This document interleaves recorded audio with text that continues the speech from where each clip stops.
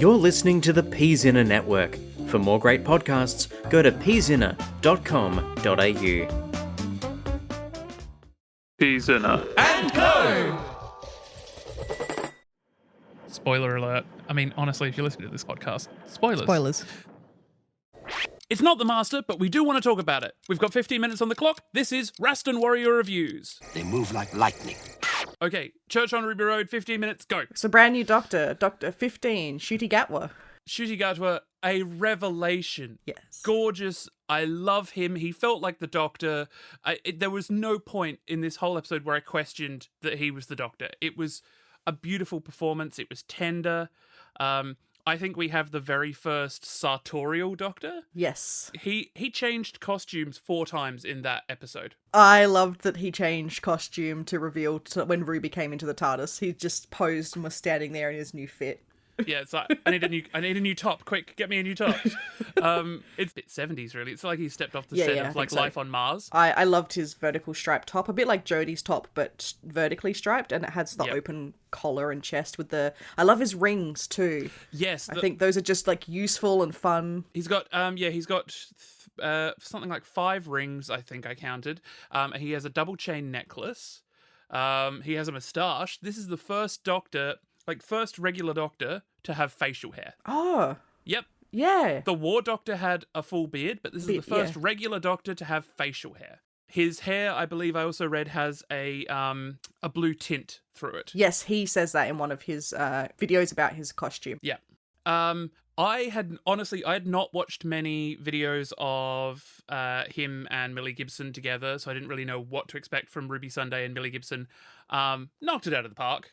Absolutely wonderful. Brilliant companion, brilliant person. The two of them bounce off each other. You get, good mate vibes. Yeah, she's got that really strong personality too. She just jumps onto that goblin bladder. Yep, just straight on there. And also, she knows she's accident prone, but she's still just living her life. She's not letting it get in her way or anything. Absolutely. I guess the season hook is who is her mother or who are her parents, because we had that big setup with the Davina McCall, which is a real show, I learnt. Yes, well, Davina McCall is a real person. If you're listening to this in the UK, you're like, of course she's a real person. We're in Australia. We know nothing. We are in the arse end of the world. Look, there's that thread that's going through it. We also know from what Russell has said in regards to the specials, we're getting a continuing arc here. An arc that started in the specials that is about the toy maker and his pantheon, which, if you've watched the Sarah Jane Adventures, The Wedding of Sarah Jane Smith, the trickster is part of the pantheon of Discord. Okay. So you get that these characters are going to start coming in, and he said that Russell T Davies says other characters that we might already know are part of it. So, the toy maker, the trickster, whatever character Jinx Monsoon is playing is clearly part of it. I'm calling that now. Yeah. It looks like it's going to be a really fun arc. It does look like it's going to be a fun arc, and I reckon there's going to be more returning classic stuff. I reckon Fenric or something like that. Yeah, that'll be great. Yeah, so that's what we've got to look forward to. But yeah, the mum, and also who is Mrs. Flood? We could She's talk for theory hours bait. That's just him getting people to talk. Yeah, I loved this story so much that I couldn't even stop long enough to be angry enough about Mavity coming yes, back. Mavity's back. I said with such conviction that Mavity would never be back, and here I am. Okay, so the story is about Ruby Sunday, who is adopted. She was adopted by her foster mother. It's a beautiful family dynamic. You've got Ruby Sunday, her mother, and the grandmother. Cherry Sunday. I love that. Yeah, Cherry Sunday is fantastic. And they are fostering a new baby, and the baby gets stolen by goblins. Yes, I love that Stolen by Goblins is the Christmas peril. Singing goblins. I liked how small this stakes-wise. It was a baby was kidnapped, and then the timeline was messed around, but only with a little bit, so it was just one woman's timeline that was fractured, but it made all the difference, and it was important still. I really liked that. Yeah, absolutely. And that's the thing, isn't it? Ruby Sunday... a spoiler alert, if you listen to this, obviously, always spoilers with us. Ruby gets taken out of existence, basically. The goblins go back and steal her as a baby, and she ceases to exist. And what Russell has done is shown us this beautiful, tender moment of how loved she is and how important she is just on a personal scale. Yeah. She makes her mother's life better. Even to the point where throughout the episode, the grandmother, Cherry, has been sitting up in bed doing, like, reading things and, asking for a cup of tea and just generally being obstreperous. Without Ruby there, she's just sleeping Yeah, in there's bed. no life in the apartment. There's no life. The whole place is dark and dingy. And because Ruby wasn't fostered and adopted, her mother did not go on to foster more children and help them in their lives. Carla, that's the name of the mother. Carla, yes. I love all of the foster children on the fridge. Like, you see them all, and there's like 33 of them. And I actually would be really interested to know if the Doctor has had 33 companions since the start. Editor's note. When I got to this bit, I thought, I'll go check. So I went and had a look. It's not 33. Even if you discount all of the expanded media, remove any companions who never travelled in the TARDIS or were only in one episode, it's still well over 50. I'm not going to list them all here, but just know I did check. Anyway, back to the show. Because the wall of all the photos made me think, like, oh, I wish the Doctor, I would love to see this Doctor have that wall somewhere with photos of all of his fostered companion friends. The closest we've ever got is that shot of the pinboard in the Black Archive that has all of the companions lined up and, like, notes about them strings. All. But yeah, it would be nice if the Doctor had something like that. I mean, we see in season 12, I believe it is, where Peter Capaldi is teaching at a university, and he has a picture of Susan and River on his desk. So he does still think about them. Yeah. But I thought it was great that he looks at all those and they're like, do you have a family? And he's like, nope. And I was like, oh, come on. You know that you have this many people in your past, that you've helped and promoted. Chibnall fans are eating well, aren't they? Oh, they are. I love that. Yeah, the I found out I was adopted. the acknowledgement of the Timeless Child arc being, I'm adopted. It just goes to show, like, and I will never, like, I will never shit on the fandom or anything like that, but it just goes to show that all Chris needed to do was just a little bit more to it, and it would have been palatable. Oh, I don't think that's fair. He did his own thing, and then I think Russell T Davies is doing his thing with it, and that is making it lighter. Like, Chibnall did the weight, the heaviness of it, and now Russell T Davies, in retrospect, can come in and do the lightness. Yeah, it's Did it feel like New Who or Old Who? Like, how did it feel? I want to call this era the Neo RTD era. The Neo RTD. Okay. Well, because this is going to sound really weird. In Power Rangers, it went Saban era, Disney era, Neo Saban era, because Saban bought it back from so that's, in my mind, it's the same. It's and we're coming up on Netflix era. yeah, and it's Neo RTD for me, but that Neo probably RTD. won't catch on. Yeah, no, it's a bit wordy. I think this is like the third era almost of Doctor Who. It kind of feels like it, doesn't it? It feels like like we were saying at the time, it felt like he was giving an ending with the anniversary specials. He gave Doctor Who the ending, like, that it always kind of needed, but you can never really have. So he did that in spades, and now we've got this, and it knocks it out of the water. The Doctor is having fun, like dancing at a nightclub. Yeah, if you compare this to, say, Rose, which is probably one of its most comparable episodes in terms of new Doctor, new companion, fresh slate kind of thing. And the Eccleston episodes definitely have that 2000s grungy feel to them. They do. And then these ones have that new, lighter feel to them, queer feel. Well, see, that's exactly it, right? So I don't know whether, like, this sounds kind of, I don't know, self-absorbed or selfish almost, is that, to me, it feels like Doctor Who's keeping up with me. Mm-hmm. Like, it feels like as I've grown as a person, as I've grown up, I've done, like, a lot of work on myself, a lot of understanding. I'm a lot more sensitive and understanding and caring, and also a lot more queer as I've gotten older. And it feels like Doctor Who has changed to keep up with me. And I understand that that's kind of the reason why a lot of people feel that Doctor Who has changed away from them, because they haven't continued to move forward. For me, that's how I see it. Yeah, the times just change, and for some people they change for the better, and for some people it changes away from what they, feel. But yeah. No, I totally get what you mean, and yeah, that's about right, I think. Just the Doctor dancing at the club is so joyous. It is so beautiful. Yeah, I really loved that scene. It was just, and again, fun. Like, this whole episode, despite the peril and all, is fun. Like, health and safety gin and tonic division. Mwah, loved it. Also, again, like, Russell T Davies seems to be able to look into people's heads and know exactly what is going to grab them. And so they did the song, the Goblin song, which was, contender for Christmas #1. It didn't make it, obviously. Wham! Won finally after many years, but they did this Goblin song and it was such a huge thing. And then to watch the episode on Christmas Day, you see the Goblin song, you're like, yeah, this is great. And then the Doctor starts singing. Yeah, they added another verse that wasn't in the YouTube clip.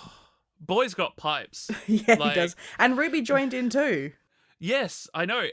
It was really sweet. I liked it. Again, it was one of those like funny little Doctor Who things, like, quick, do a rhyme. Quick, rhyme it.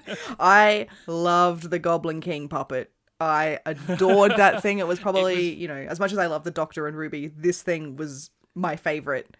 It's very Jim Henson, wasn't it? It felt like Labyrinth. the Vogons from Hitchhiker's Guide, that kind of disgusting but fun feeling. And then I loved that he killed it with the church steeple. Okay, so yeah, this is the thing. Like, how do we feel about the fact that the Doctor did actively just kill someone? Yeah, he weaponized religion in a good way.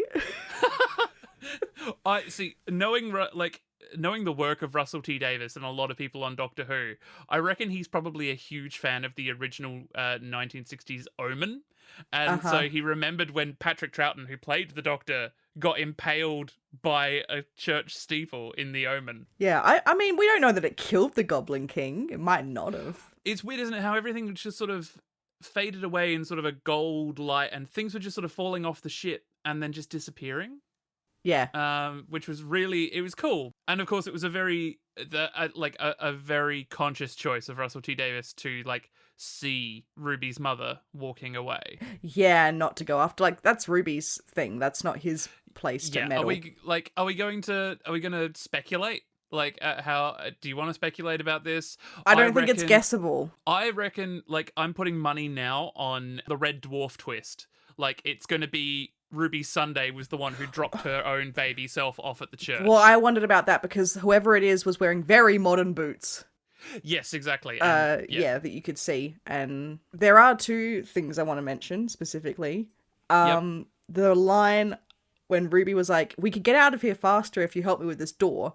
And he's like, I am learning the rope alphabet. Because in my mind, that was just it's 3 doctors that it reminds me of, which helps bring in the whole fact that he is the Doctor.